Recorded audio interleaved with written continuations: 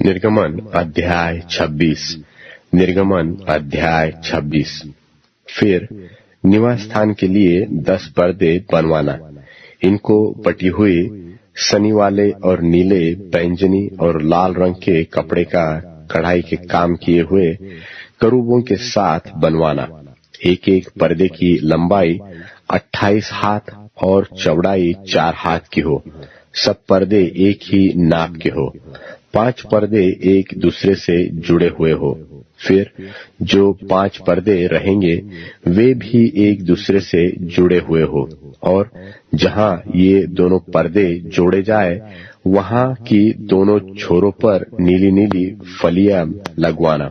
दोनों छोरों में से 50-50 फलियां ऐसे लगवाना कि वे आमने सामने हो, और सोने के 50 अंकड़े बनवाकर और पर्दों के पंखों को अंकड़ों के द्वारा एक दूसरे से ऐसा जुड़वाना कि निवास स्थान मिलकर एक ही हो जाए। फिर निवास के ऊपर तंबू का काम देने के लिए बकरी के बाल के 11 पर्दे बनवाना। एक एक पर्दे की लंबाई 30 हाथ और चौड़ाई 4 हाथ की हो। 11 पर्दे एक ही नाप के हो, और 5 पर्दे अलग और फिर 6 पर्दे अलग जुड़वाना, और 6वें पर्दे को तंबू के सामने मोड़कर दोहरा कर देना।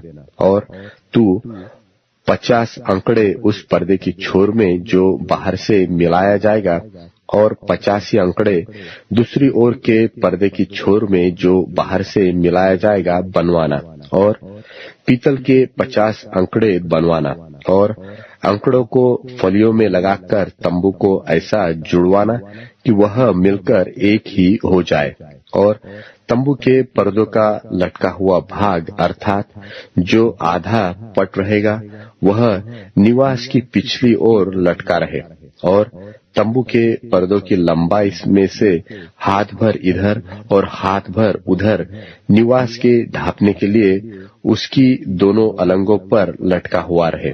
फिर तंबू के लिए लाल रंग से रंगी हुई मेंढों की खालों का एक ओढ़ना और उसके ऊपर सुइयों की खालों का भी एक ओढ़ना बनवाना। फिर निवास को खड़ा करने के लिए बबूल की लकड़ी के तख्ते बनवाना। एक एक तख्ते की लंबाई 10 हाथ और चौड़ाई 1.5 हाथ की हो। एक एक तख्ते में एक दूसरे से जुड़ी हुई 2-2 चूल्हे हो। निवास के सब तख्तों को इसी भांति से बनवाना।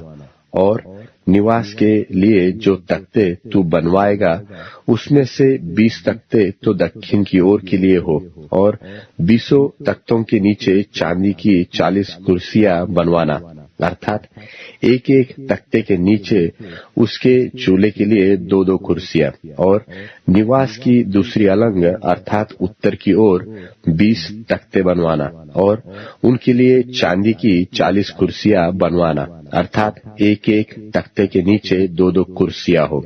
और निवास की पिछली अलंग अर्थात पश्चिम की ओर के लिए 6 तख्ते बनवाना, और पिछले अलंग में निवास के कोनों के लिए 2 तख्ते बनवाना, और ये नीचे से 2-2 भाग के हो, और दोनों भाग ऊपर के सिरे तक एक एक कड़े में मिलाए जाए, और दोनों तख्तों का यही रूप हो। ये तो दोनों कोनों के लिए हो, और 8 तख्ते हो, और उनकी चांदी की 16 कुर्सियां हो, अर्थात एक एक तख्ते के नीचे 2-2 कुर्सियां हो। फिर बबूल की लकड़ी के बेंडे बनवाना, अर्थात निवास की एक अलंग के तख्तों के लिए 5, और निवास की दूसरी अलंग के तख्तों के लिए 5 बेंडे, और निवास की जो अलंग पश्चिम की ओर पिछले भाग में होगी उसके लिए 5 बेंडे बनवाना, और बीच वाला बेंडा जो तख्तों के मध्य में होगा वह तंबू के एक सिरे से दूसरे सिरे तक पहुंचे। फिर तख्तों को सोने से मढ़वाना, और उनके कड़े जो बेंडों के घरों का काम देंगे उन्हें भी सोने के बनवाना, और बेंडों को भी सोने से मढ़वाना, और निवास को इस रीति खड़ा करना जैसा इस पर्वत पर तुझे दिखाया गया है।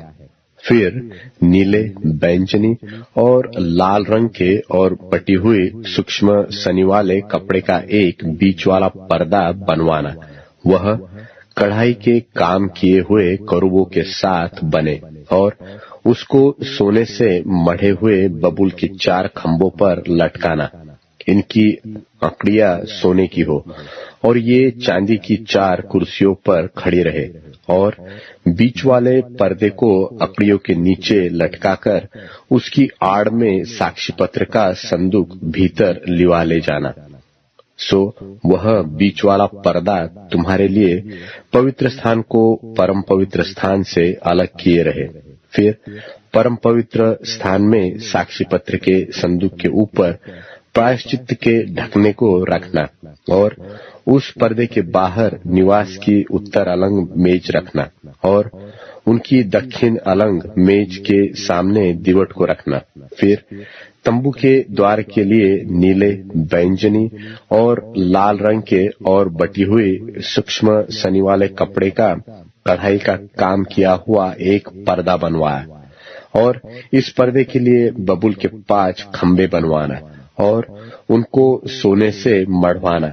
उनकी कड़ियां सोने की हो और उनके लिए पीतल की 5 कुर्सियां ढलवाकर बनवाना।